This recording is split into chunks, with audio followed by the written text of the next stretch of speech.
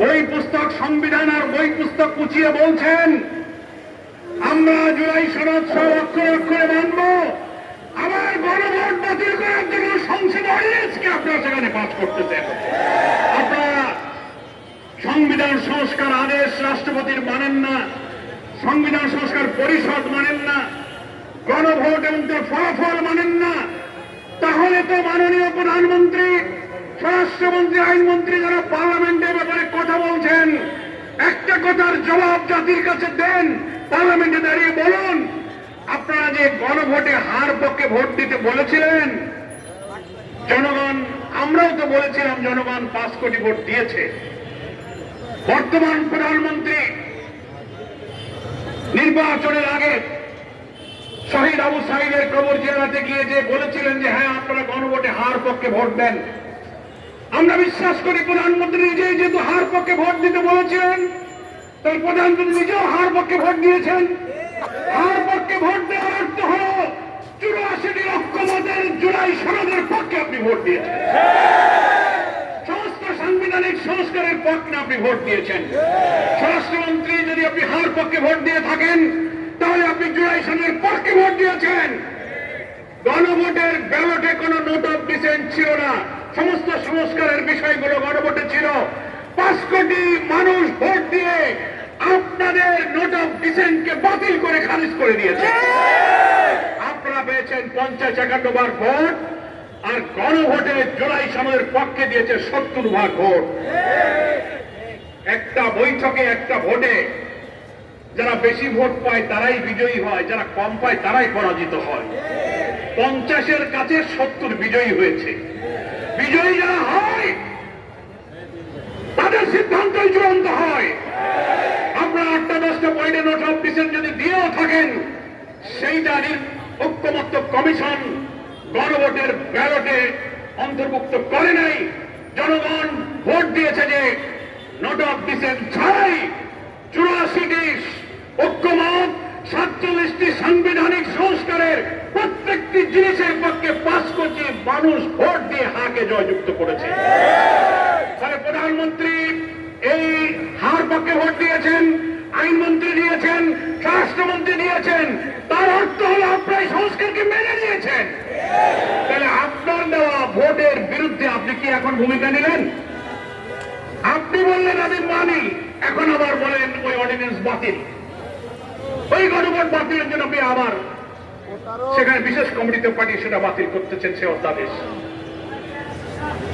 আপনার ঐক্যমত্য কমিশনে 9 মাস ধরে এই জুলাই সনদ তৈরি করা, আইনি ভিত্তি দেওয়ার জন্য একটি গণভোটের প্রয়োজন, রাষ্ট্রপতির আদেশের প্রয়োজন, সংবিধান সংস্কারের প্রয়োজন, এই সব আলোচনায় কিন্তু আপনারা ছিলেন। তখন তো একটা আপত্তি করেননি, না বলেননি। রাষ্ট্রপতি সংবিধান সংস্কারের আদেশটা জারি হয়েছে 25 সালের নভেম্বর মাসের 13 তারিখে। নভেম্বর গেল, ডিসেম্বর গেল, জানুয়ারি গেল, ফেব্রুয়ারির 12 তারিখে ভোট হলো। এই 3-4 মাসে তো আপনারা বলেননি যে রাষ্ট্রপতির আইন অবৈধ, আমরা মানি না। আপনি তো বলেননি গণ সংস্কার পরিষদ মানি না। আপনি তো বলেননি জুলাই সনদের এই সব আমরা মানি না। 4 মাস চুপ করেছিলেন কেন? ভোট হয়ে গেল,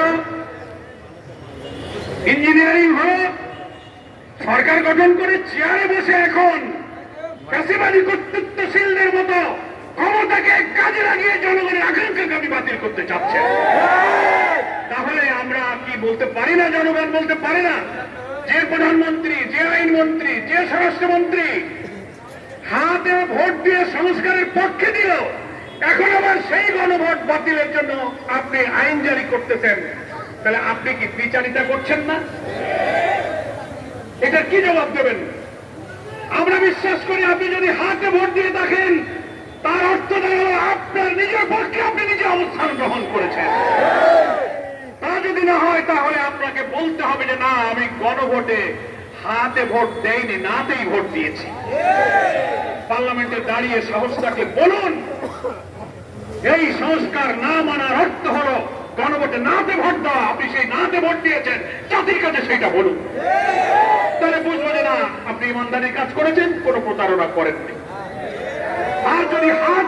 এখন আবার গণভোট বাতিল করতে চান, তাহলে বুঝতে হবে এটার নামই হচ্ছে প্রতারণা, এটার নামই হচ্ছে দ্বিচারিতা। ফলে রাজনীতির এই সংকট সংসদে যেটা সমাধান হওয়ার কথা ছিল, এখনো সময় আছে, পার্লামেন্ট চলমান। গুরুত্বের কারণে আজকে শুক্রবারের দিনও পার্লামেন্ট চলছে। আমরা অনুরোধ জানাবো, সংবিধান সংস্কার পরিষদের সদস্য হিসেবে আপনারা এই চলমান সংসদে শপথ গ্রহণ করুন।